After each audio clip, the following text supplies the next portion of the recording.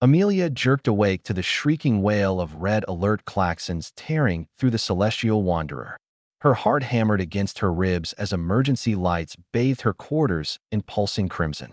She'd been a cargo hauler for 7 years, running supplies between the outer colonies and the core worlds, and never once had she heard that sound.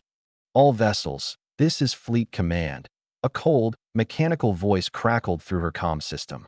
"Freighter Celestial Wanderer, you are ordered to power down immediately and prepare for boarding. You are harboring contraband of the highest xenobiological threat level. Failure to comply will result in immediate termination."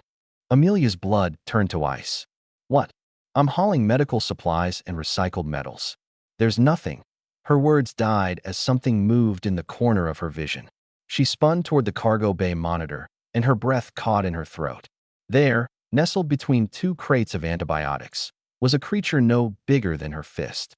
It had 6 legs, crystalline scales that shimmered like opals, and enormous eyes that seemed far too intelligent for something so small. "Oh no," she whispered. "Oh no, no, no." The comm erupted again. "Captain Rodriguez, this is your final warning. The Sovereign Fleet has deployed interceptors. You have 3 minutes to comply." 3 minutes. Amelia's mind raced. The Sovereign Coalition didn't send entire fleets after smugglers or petty criminals. They sent fleets after extinction-level threats. Her hands trembled as she accessed the cargo manifest, searching for anything that could explain this nightmare. Then she saw it. A notation buried in the manifest's metadata, added by someone at the loading dock on Station Kepler 442. Biological specimen. Origin: Restricted Zone Theta 9. Handler: Dr. Jackson Chun. Unauthorized transfer. "Jackson," she breathed. That idiot xenobiologist had been so insistent about getting passage to the Frontier Research Station. He'd paid triple the going rate, asked no questions, demanded no amenities. She should have known something was wrong. The tiny creature chirped softly, tilting its head at her through the monitor. It didn't look dangerous. It looked curious, playful even. "All weapons armed," Fleet Command announced. 2 minutes, 30 seconds. Amelia slammed her fist against the console. The Coalition had a policy about Theta 9 specimens. Shoot first. Ask questions never. That entire sector had been quarantined after the Devourer crisis 40 years ago. Nothing that came from there was allowed to leave. Nothing. But this little thing? It was barely the size of her coffee mug. She pulled up the external cameras, and her stomach dropped. 12 warships surrounded her vessel in a perfect sphere formation.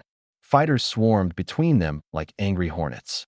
In the center of it all, her cargo hauler looked like a toy. "Why?" she muttered. "Why send all this for something so small?" Her fingers flew across the keyboard, accessing every restricted database she could hack into with her limited credentials. There had to be an explanation, something that would. Her screen filled with a classified file. Subject: Theta 9 Specimen 0047. The constructor, she read rapidly, her eyes widening with each sentence. The creature wasn't dangerous because it was predatory or poisonous. It was dangerous because it was a von Neumann organism. It could replicate technology. Any technology. Within hours of exposure to a spacecraft's systems, it could produce thousands of copies of itself, each one capable of building more. Within days, it could consume an entire fleet. Within weeks, a solar system, and it was sitting in her cargo bay. 1 minute, Fleet Command said. Charging primary weapons. Amelia's hands hovered over her controls. She could surrender. Let them board. Let them take the creature. Let them probably execute her for smuggling it. Or, her eyes drifted to the creature again. It was grooming itself with its tiny forelimbs, completely unaware of the death that surrounded it. Something about its innocence made her chest ache. "This is insane," she whispered to herself. But her hands were already moving. She pulled up her personal files, finding the last message from Jackson. It was time-stamped 3 days ago, sent from Station Kepler 442. "Amelia, if you're reading this after everything went sideways, I'm sorry. I couldn't let them kill it. Specimen 0047 isn't what the Coalition thinks it is. Yes, it can replicate technology, but only if it's threatened or starving. I've been studying it for months. It's not a weapon, it's a child. It's intelligent. It's scared. And the Coalition won't listen because all they see is a potential threat that they'll kill it because of what it might do, not what it is." That's not justice. That's genocide that I'm trusting you to do the right thing. I always have. Jackson, 30 seconds. All ships, fire on my mark. Amelia made her decision. Her fingers danced across the controls with the desperate precision of someone who had nothing left to lose.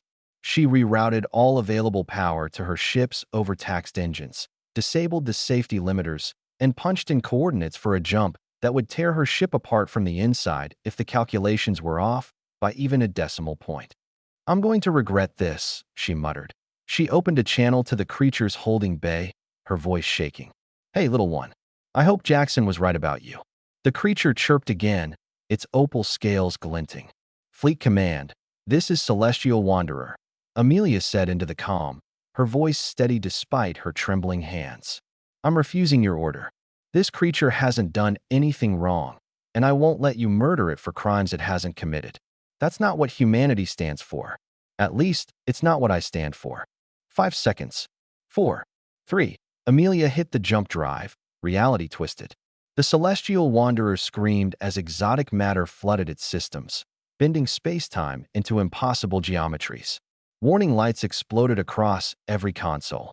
Hull plates buckled, but the ship held together, barely. When the universe snapped back into focus, Amelia found herself in uncharted space, light years from the sovereign fleet.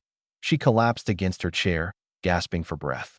Slowly, she turned to the cargo bay monitor. The creature sat there, still grooming itself, utterly unbothered by the near-death experience.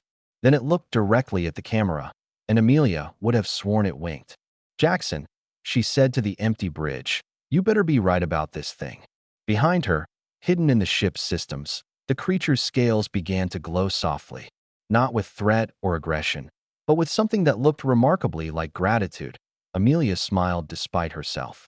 She was a fugitive now, hunted by the most powerful military force in known space. But somewhere out there, Jackson was probably smiling too. And maybe, just maybe, they'd both done something that actually mattered.